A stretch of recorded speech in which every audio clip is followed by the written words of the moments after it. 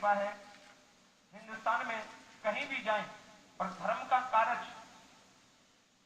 कहीं रुकावट हो तो बड़े बड़े नेता अभिनेता और सारे के सारे आपके संपर्क में हैं और आप चुटकियों में उस धर्म के कार्य को यहाँ तक पहुंचाने का साहस रखते हैं। बहुत बड़े बड़े चमत्कार मैंने वहाँ डूंगरपुर में देखे। आप श्री जो है जितना कम कहूँ उतना ही ज्यादा है। 1100 रुपए महेश चंद्र जी बोरवाल विष्णु गार्डन से है, गौशाला के लिए दे रहे हैं, के लिए जोरदार करते। और आइए भरत जी नागदा साहब, उसके बाद में राजेश जैन जी 2 मिनट के लिए आप संबोधन करेंगे।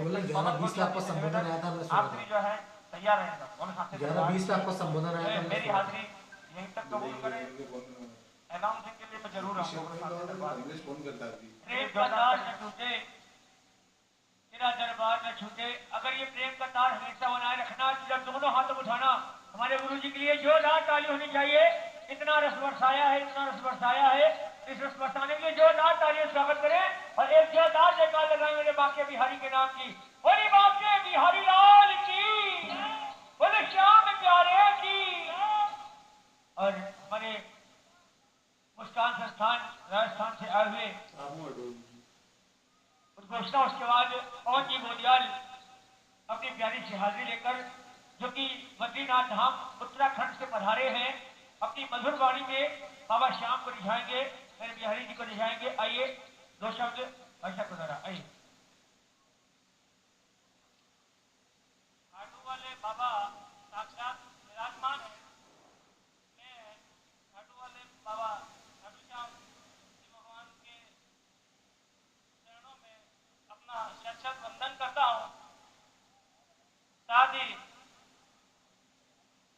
दुर्गापुरी मंदिर के महंत दयाल जी महाराज के चरणों में भी शत वंदन करता हूँ और दिल्ली वासियों को प्रणाम करता हूँ। मुझे विगत 22 वर्षों से अनाथ, निराश्रित और परित्यक्त बेसहारा गरीब लोगों की सेवा का अवसर मिला है। बचपन से ही न जाने कहां से ये प्रेरणा रही कि मैं अपने जीवन में दुखियों के, अनाथों की सेवा करूं और उनके दुख दर्द बांटूं। ऐसी प्रेरणा मुझे मेरे पिताश्री से मिली और उस राह पर मैंने कदम बढ़ाया। अकेला चला था जाने पे मंजिल, लेकिन कारवां बनता गया। उसी तर्ज पे मैं आगे बढ़ता गया। विगत कई वर्षों में कई मुकाम आए, कई कठिनाइयां आई, कई समस्याओं का सामना किया, लेकिन कभी हिम्मत नहीं हारी और दुखियों की सेवा में अपने आप को जोड़े रखा।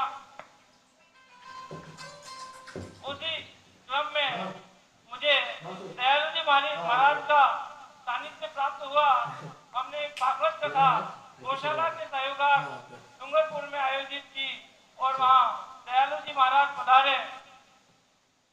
उनके विचार, उनका लोगों के प्रति दया और जो करुणा डूंगरपुर के लोगों ने जो देखी, उसके मैं वर्णन नहीं कर सकता। आपने भागवत कथा के दौरान ही संस्था में अवलोकन किया, संस्था में पधारे और संस्था में जिस तरीके से बच्चे रह रहे हैं, या जिन बच्चों की ऐसी करुण कथा है, उसको देख करके महाराज जी प्रवीण हुए। उनके आंखों में आंसू बह गए। वे वहां खड़े नहीं रह सके और वो अविरल अश्रुधारा के साथ मेरे निजी कमरे में चले गए और वहां से उन्होंने कहा कि भरत जी मैं ऐसी करुण व्यथा नहीं सुन सकता। तभी उन्होंने हमारी संस्था को गोद लेने की घोषणा की और हमारी संस्था के एक मीटिंग करके संस्था के सभी सदस्यों ने दयाल जी महाराज को संरक्षक हमारी संस्था का घोषित किया। भाई बहनों, हम लोग विगत 22 वर्षों से जो कार्य कर रहे हैं, ऐसे क्षेत्र में कर रहे हैं जो भारत का सर्वाधिक पिछड़ा क्षेत्र है, आदिवासी क्षेत्र, जहां अशिक्षा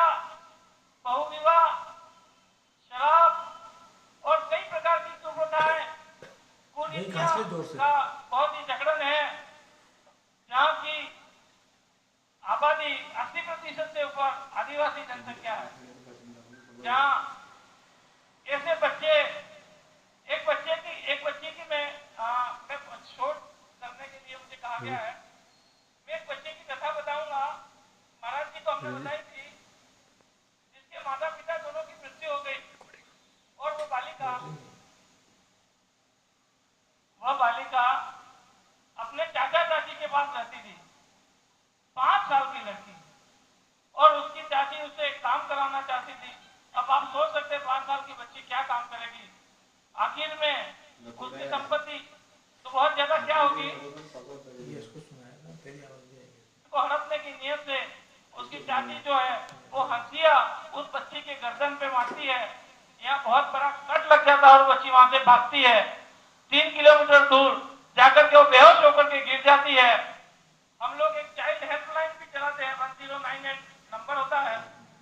वहाँ किसी राहगीर ने उस बच्ची को बेहोश देखा, हमें 1098 पे कॉल किया।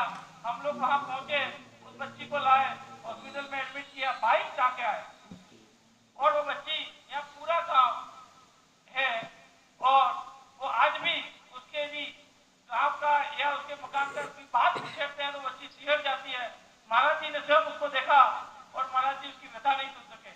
उस प्रकार के कई बच्चे, कई महिलाएं, कई वृद्ध, गोवंश, जिनको सैकड़ों लोगों को हम मार रहे हैं। मैं बहुत ज्यादा बात नहीं करूंगा। मैं दिल्लीवासियों से अपील करूंगा कि आप लोगों का सहयोग हमें अपेक्षित है। आप लोगों के सहयोग से ही हम और ज्यादा अच्छे तरीके से काम कर पाएंगे। उसी के लिए हमने आपके दिल्ली में एक ब्रांच ऑफिस खोला है, दयालो जी महाराज के संरक्षण में। ये SAB 67 विश्राम अपार्टमेंट, मैट शालीमार गार्डन, साहिबाबाद, गाजियाबाद में हमने एक ब्रांच ऑफिस खोला है। साथ ही दुर्गापुरी मंदिर में भी, जहाँ महाराज जी विराजते हैं, वहां भी ब्रांच ऑफिस माने आप। और हमें जब भी सहयोग करने की आपके मन में आए तो आप दयालु महाराज से संपर्क करें या हमारे ब्रांच ऑफिस से संपर्क करें, हमें सहयोग करें, ताकि हम और ज्यादा सैकड़ों लोगों को राहत पहुंचा सके, मदद कर सके। जोरदार तालियां होनी चाहिए भाई, जोरदार तालियां इस बात के ऊपर। धन्यवाद जी। नागड़ा साहब 2 मिनट के लिए राधे जी। परम सत्य दयालु महाराज को सच्चा नमन। मैं 2 लाइन में एक छोटी सी कहानी है कृष्ण भगवान की, वो जरूर बोलूंगा, वो मुझे बहुत प्रभावित करती है। एक बार कृष्ण भगवान खाना खा रहे थे और उनकी पत्नी रुक्मणी पंखा जल रही थी।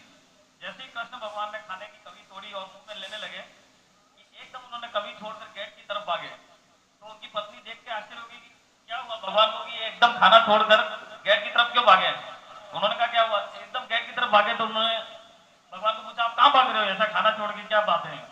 इतने में गेट तक भागे, तब तक तो ठीक था। फिर कृष्ण भगवान गेट तक गए और वापस आके बैठ गए और खाना शुरू कर दिया। तो फिर उनकी पत्नी ने कहा कि आज आपका दिमाग खराब हो गया है क्या। बोले क्या हुआ है। ये बोले ये खाना का अपमान हुआ, खाना ले जाने दे और छोड़ के एकदम कहाँ भागे। चलो भागे तो कोई बात नहीं, कोई काम होगा, भागे फिर गेट तक जाके वापस आके बैठ गए, तो क्या बात हुई ऐसी। तो कृष्ण भगवान ने बोला कि नीचे गांव में एक व्यक्ति को हजारों लोग पत्थर मार रहे थे और बहुत लहूलुहान हो रहा था। उसने मुझे पुकारा मदद के लिए, तो मैं भाग के गया किसी मदद करने जाऊं। तो उनकी पत्नी ने कहा ये तो अच्छा काम है, फिर आप वापस गेट तक जाके वापस मुड़ के क्यों आ गए। तो उन्होंने कहा कि जब मैं गेट तक पहुंचा तब तक उस व्यक्ति ने भी पत्थर उठा लिया था उसका जवाब देने के लिए, तो मैं वापस आ गया, फिर मैं उसकी मदद कर। तो जो अपने कृष्ण भगवान के समर्थन में रहते हैं उनकी मदद करने को जरूर आते हैं। धन्यवाद दयालु महाराज। एक बार जोरदार तालियां बोलो वाक्य बिहारी लाल की जय हो। और यहाँ पर अब मैं निवेदन करूंगा जितने भी सज्जन बैठे हैं